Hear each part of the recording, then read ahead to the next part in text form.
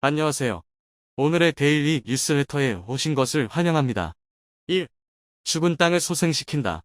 2. 아프리카에서 개발된 전설적인 걸작. 3.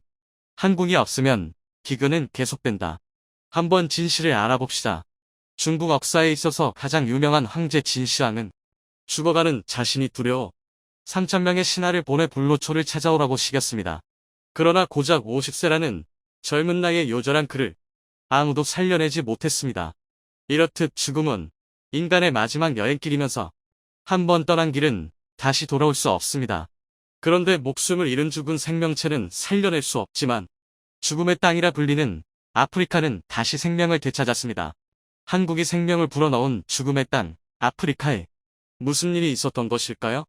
1990년대 후반부터 전 세계적으로 퍼지기 시작한 한류는 한국 영화, 드라마, K-팝 등 소위 연예인들에게서 보여지는 것들이 대부분입니다. 그렇지만 한류는 TV에만 존재하는 것은 아닙니다. 제조업에도 한류가 있고, 정책에도 한류가 있고, 건설에도 한류가 있으며, 농업에도 한류가 있습니다. 특히 농업 분야의 한류는 우리가 꼭 곱씹어 기억해야 할 중요한 흐름입니다. 매슬로우라는 학자는 인간 욕구를 크게 하위 욕구와 상위 욕구 두 개로 구분했는데, 하위 욕구는 부족해서 생기는 욕구이며, 상위 욕구는 더 성장하고 싶어서 생기는 욕구라고 정의했습니다. 그리고 이를 다시 5단계의 욕구로 세분화했죠. 그중 가장 기본이 되는 욕구는 생리적 욕구로서 의지 등 생명을 유지하기 위해 필요한 욕구입니다. 이 욕구가 충족되면 안전하고 싶은 욕구, 사회적 존재가 되고 싶은 욕구, 존경받고 싶은 욕구, 자아를 실현하고픈 욕구로 발전하게 되는데 하위 욕구가 만족되지 않으면 상위 욕구를 포기하는 특징을 갖습니다. 그러니까 아무리 자아 실현을 위해 신부가 되고 스님이 됐어도 먹을 것을 먼저 찾아 나선다는 것이죠. 이렇듯 인간에게 식량은 생존을 위해 반드시 필요하죠. 농경사회로 진입하면서 인간은 정착이 가능해졌고 토양에 씨앗을 뿌려 농작물을 자급자족하기 시작했습니다. 하지만 그렇지 못한 대륙이 있습니다. 바로 아프리카죠. 흔히 아프리카는 죽음의 대륙이라고 부릅니다. 아프리카를 죽음의 대륙이라고 부르는 이유는 수많은 문제가 얽혀있기 때문인데요. 정치적, 역사적, 환경적, 민족적 요인까지 얽히고 얽힌 문제는 쉽게 해결될 수 있는 것이 아닙니다. 그중 환경적인 영향, 즉 비가 적고 메마른 땅은 아프리카를 죽음의 땅이라 부르게 하죠. 환경의 절대적인 지배를 받는 것이 농업인 만큼 1년 중 비가 골고루 내리는 것이 아니라 우기에만 집중적으로 쏟아지는 것이 가장 큰 문제입니다. 국제연구단체의 조사에 따르면 전 지구적 기상이변과 함께 아프리카의 건기와 우기 격차가 더욱더 명확해졌다고 합니다. 우기에는 폭우가 쏟아져 개산까지 쓸어가고 건기에는 쉽게 불이 날 정도로 모든 것을 말려버립니다. 또한 우기가 늦게 시작되거나 건기가 일찍 시작되는 농부가 예측할 수 없는 기상이변이 빈번해지다 보니 아프리카는 점점 농업과는 멀어지는 겁니다. 그런데 이렇게 농업과 멀어진 아프리카에는 농업 한류가 물면서 죽음의 땅이 생명의 땅으로 바뀌고 있고 이 불가능해 보이는 사업을 한국이 성공적으로 진행하고 있습니다. 농촌진흥청이 진행하는 해외 농업기술 지원 사업이죠. 이 사업은 아프리카 등이 개발도상국의 식량 위기 해소에 도움이 될 뿐 아니라 한국의 국가 브랜드를 높이는 데 일조하고 있는데요. 사하라 사막 한가운데 위치한 알제리는 사하라 사막 덕분에 살아갑니다. 중요한 관광 자원이 때문이죠. 사하라 사막은 아프리카 10개국에 조금씩 걸쳐 있지만 알제리에 속한 면적이 가장 넓습니다. 알제리 영토의 사후가 사막이니까요. 그러나 사막에서 농작물을 기르는 것은 불가능해. 알제리는 사하라 사막으로 벌어들인 모든 돈을 식량을 구매하는데 모두 써버려 항상 가난할 수밖에 없는 구조죠. 대한민국의 24배가 넘는 아프리카 1등 국토 면적을 보유했으나 경작 가능한 농지는 전 국토의 3%에 불과하며 전체 인구 3,400만 명 가운데 14%가 농업에 종사하고 있습니다. 그러나 사막이라는 제한된 농업 환경에서는 높은 생산성을 기대할 수 없기 때문에 광대한 면적에 재배되는 작물의 생산량은 너무 적습니다. 특히 전체 인구의 70%가 주식으로 의존하는 감자의 경우 농민들이 파종하는 씨감자는 대부분 유럽에서 수입하는 실정이었습니다. 유럽에서 씨감자를 수입하지 못하면 국민의 생명과 직결되는 위기가 닥치는 것이죠. 그래서 알제리의 씨감자 가격은 생산비의 70%를 차지하며 시감자의 안정적인 수급이 식량 안보와 직결되는 상황입니다. 그런데 최근 알제리에서는 한국 덕분에 시감자가 자라나고 있습니다. 지난 2007년 한국의 농촌진흥청은 18억 규모의 시감자 재배를 위한 시설 및 실험기 자재를 알제리에 제공했고, 감자 전문가 11명을 현지에 파견해 평균 없는 시감자 생산과 육종 기술을 전수해 주었습니다. 한국 역시 1970년대까지만 해도 시감자 생산 기술과 기술력이 취약해 외국으로부터 시감자를 수입해왔습니다. 그러다 미국, 일본 등 선진국으로부터 시감자 생산 기술을 지원받아 자체적으로 시감자를 생산할 수 있게 됐죠. 그 후 한국은 피를 깎는 노력 끝에 한국만의 고유 기술인 무병류를 이용한 시감자 수경재배 기술, 세계 최초로 개발해 실용화했죠. 현재는 독일, 일본 등 농업 선진국들이 모조리 이 기술을 도입해 사용하고 있는데요. 보통 시감자를 생산할 때 선진국은 조직배 양료를 이용해 상토나 흙에 재배하는 방법을 사용해왔습니다. 한국 역시 과거 이 기술을 지원받아 사용해왔는데, 다양한 실험과 시행착오를 거쳐 물속에서 감자를 재배하는 독자적인 수경재배 기술을 발명했습니다. 이 기술이 전 세계에서 최초로 시감자 생산을 실용화한 기술입니다. 이제는 한때 한국에게 기술을 지원했던 독일과 일본, 미국, 그리고 국제감자연구소에서도 이 기술을 시감자 생산 기술로 채택하고 있죠. 원천 기술을 확보한 한국은 이제 개발도상국에 기술을 나누어주고 있는데요. 대표적으로 알제리가 있습니다. 알제리의 시감자 지원 사업의 핵심은 병균에 전혀 감염되지 않은 감자 식물체를 병균 하나 없이 깨끗한 물속에서 재배함으로써 병이 없는 시감자를 대량으로 생산하는 것입니다. 이 기술은 영양액으로 사용되는 물이 좋지 않거나 시감자 재배 환경이 적합하지 않으면 불가능한데요. 농촌진흥청은 사하라 사막지대에 근접한 시감자 생산단지 수질을 정밀 분석해 사실상 수경재배가 불가능했던 수질을 새로운 물질을 투입해 재배에 적당한 양액으로 개선해냈습니다. 더불어 여러 차례에 걸친 시험재배와 환경제어시설의 설치를 통해 감자 재배에 최적 환경을 만들어냈죠. 사실 알제리는 국토의 대부분이 사막이기 때문에 알제리에서는 시감자 생산이 불가능하다는 일반적인 생각을 바꿔버렸고, 불가능한 생태 환경을 한국인 특유의 집념과 절박함으로 극복해냈습니다. 이렇게 알제리에 제공된 시감자 기술 덕분에 기존의 10개밖에 달리지 않던 감자가 30개로 증가해 생산성이 3배 이상 증가했습니다. 이런 덕분에 2009년 이후로 매년 약 5만 개의 시감자가 생산되어 알제리의 식량 문제를 해결해 주었죠. 이렇게 한국의 원칙적인 시감자 생산 기술 덕분에 시감자 생산량이 늘자 알제리 정부는 한국의 바짓가랑이를 붙잡기에 이릅니다. 이제는 정부가 먼저 나서서 후속 사업을 애타게 요청하기에 이른 것이죠. 왜냐면 시감자 사업이 물론 경제적 효과가 상당하기 때문입니다. 농촌진흥청의 조사 결과에 따르면 미래 이은 알제리 제2의 식량으로서의 지위를 갖는 시감자 31만 톤이 해결되면 경제적 효과가 무려 1조 9천억 원에 이르기 때문이죠. 그러나 사하라 사막의 관광을 주된 수입원으로 하는 알제리지만 외국인 관광객들이 방문하기에 그리 친절한 곳이 아니기 때문에 관광 수입이 한정적입니다. 이런 상황에서 무려 1조 9천억 원이라는 문제가 해결된다면 알제리는 새로운 사업을 구상해볼 여력도 생기는 것이죠.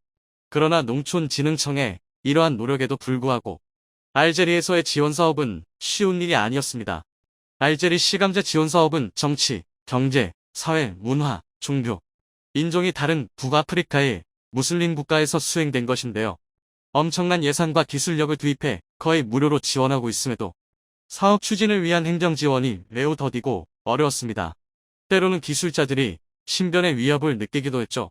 따라서 추가 사업을 구상하던 알제리 정부는 군인과 경찰까지 대동해 이들을 경호해 현장으로 이동시키기도 했습니다. 뿐만 아니라 알제리에서 확보하기 불가능한 시설물은 100% 한국에서 공수해왔는데, 이런 자재가 수개월 동안 통관이 안 되는 것은 물론 겨우 통관되어도 운송 중에 도난당하기 일쑤였죠.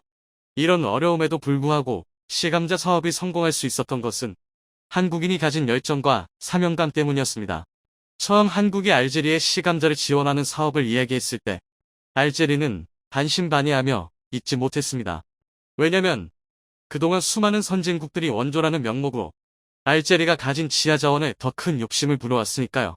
하지만 한국인들은 황량한 사하라 사막의 모래폭풍과 싸우며 어려운 여건을 극복해냈고 최첨단 온실 시스템까지 선보였을 때 비로소 믿음의 눈길을 보냈죠. 무엇보다 한국에서 파견된 전문가들이 밤늦게까지 연구에 매진해 마침내 시감자 생산에 성공하자 완전한 신뢰를 보이기 시작했습니다. 자칫 잘못했다가는 이대로 굶어 죽을지도 모르는 위협을 느낀 것입니다. 이후로 알제리 정부는 재발 후속 사업을 추진해달라면서 먼저 나서서 사업 예산을 별도로 편성하고 토지를 확보하고 인력을 합충하는 등 매우 적극적인 자세로 임해왔습니다. 알제리에게는 슬픈 역사가 있습니다. 132년이라는 시간을 프랑스의 식민 지배를 받다가 1962년에야 간신히 독립을 이뤄냈지만 독립 후 이어진 내전과 사회주의 시스템으로의 프랑스의 흔적을 지워낼 만큼 경제력을 키우지 못했습니다. 여전히 프랑스의 잔재가 진하게 남아있고 알제리스러운 것들은 사막을 제외하고는 그리 많지 못합니다.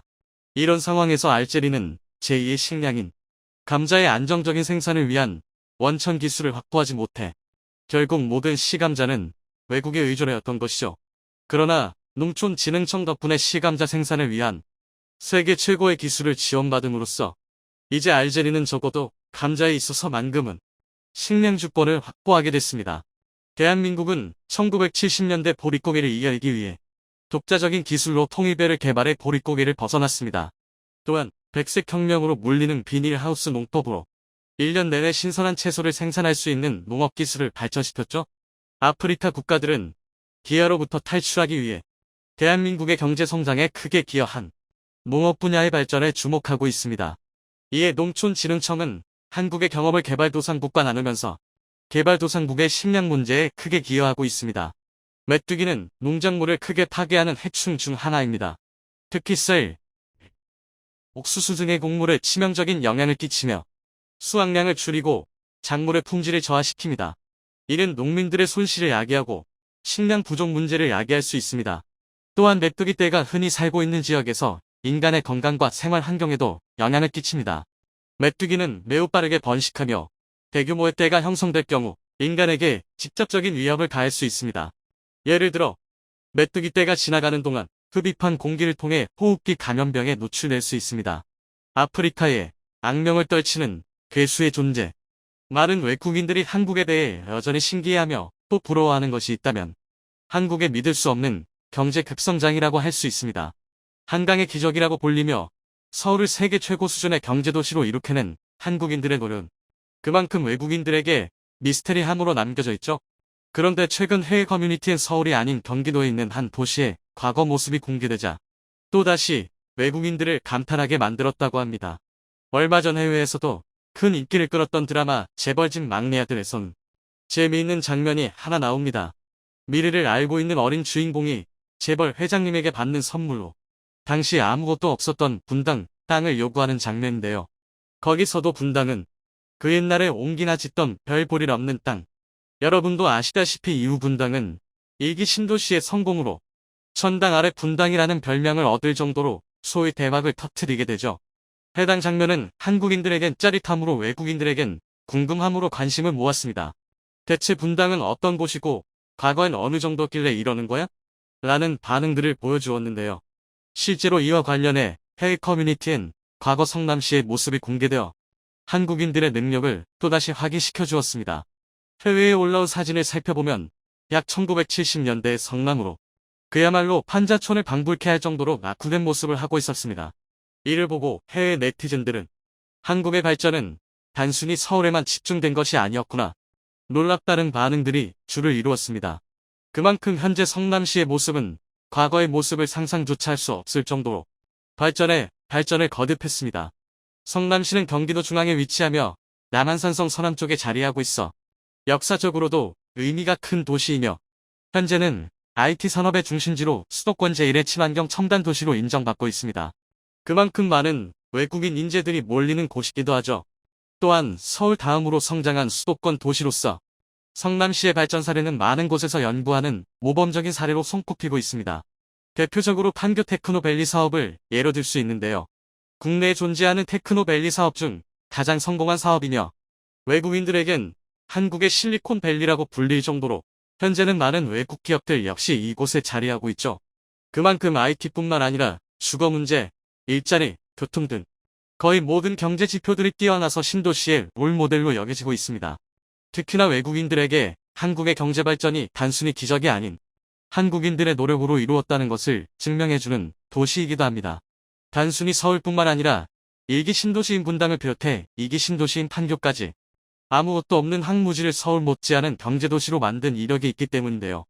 한국처럼 급격한 경제 발전을 이뤄내는 것도 놀라운 일이지만 더욱 어려운 것이 이를 유지하고 계속해서 발전시켜 나가는 것입니다. 이미 선진국에서 자라온 외국인들조차 여전히 제자리 걸음을 하고 있는 자신들의 도시들과는 다른 모습을 보여주는 한국 신도시들 발전 모습을 보면 부러움의 감정을 느낄 수밖에 없는 것이죠. 그러면서 한국이 개도국의 발전에 힘을 보탠다면 많은 나라들이 훨씬 더 빠르게 성장할 수 있을 거라고 주장하기도 했습니다. 그만큼 의외로 선진국들이라 불리는 많은 나라들도 수도를 제외한 다른 도시들은 시골과 다를 바 없는 모습인 경우가 많은데요. 간단한 예로 영국만 하더라도 수도인 런던만 벗어나도 전화조차 제대로 터지지 않는 곳이 굉장히 많다고 합니다. 그리고 이는 개도국으로 넘어갈수록 더욱 심각해지죠. 그 때문에 많은 개도국들이 한국의 경제 발전을 롤모델로 삼고 배우려고 하고 있습니다. 실제로 한국은 원조를 받는 국가에서 원조를 해주는 국가라는 유일무이한 별명답게 많은 개도국들에게 도움을 주고 있는데요. 현재 한국은 코이카라는 재단을 설립하며 개발도상국들의 경제를 비롯해 거의 모든 방면에서 지원을 아끼지 않고 있습니다. 재밌게도 코이카의 본부 역시 성남시에 위치해 있는데요. 현재 코이카 본부에서는 한국토지주택공사와 함께 개발도상국의 도시문제 해결을 위한 스마트시티, 인프라 분야 상호협력 강화를 골자로 하는 업무 협약을 체결해 중남미 국가에게 원조를 하고 있습니다. 스마트시티란 정보통신 기술을 이용해 도시 생활에서 유발되는 교통환경 주거 등의 문제를 해결해 시민들이 편리하고 쾌적한 삶을 누릴 수 있도록 한 도시를 일컫는 말로 한국이 가장 자랑하는 것 중에 하나였죠. 이런 한국의 도움 덕분에 많은 나라들은 한국에게 찬사를 보내고 있는데요. 이와 관련해 중남미 언론인들이 코이카에 찾아온 적이 있습니다. 에콰도르의 라소 기자는 한국이 많은 개발도상국과 이웃하고 교류하며 자신들이 경험한 노하우를 공유하는 것이 인상 깊었다. 한국의 오다는 매우 좋은 사례인 것 같다. 도움을 받았던 나라가 그것을 더 크게 나눈다는 것에 놀랍다는 반응을 보여주었습니다.